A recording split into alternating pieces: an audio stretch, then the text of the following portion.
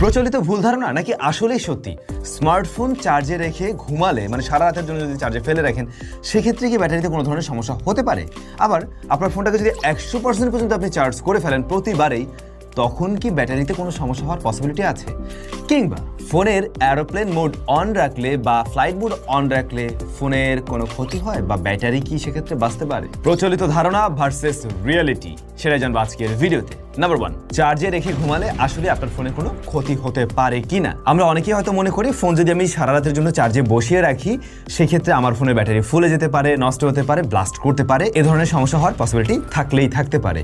এখনকার দিনের যে স্মার্টফোনগুলো রয়েছে সেগুলোতে এ ধরনের সমস্যা হয় না। ফোন যখন আপনার ফুল চার্জ হয়ে যায় অটোমেটিক ও চার্জ নেওয়া অফ করে দেয়, মানে রাতভর চার্জে ফোন লাগিয়ে রাখলেও আপনার ফোনে তেমন কোনো সমস্যা হওয়ার পসিবিলিটি নেই। তবে হ্যাঁ, তারপরেও কিছু রিস্ক থেকে যায়। যেমন ধরুন হঠাৎ করে ভোল্টেজ বেড়ে গেল অনেকটাই, থান্ডারিং এর কারণে হতে পারে, যে কোনো কারণে হোক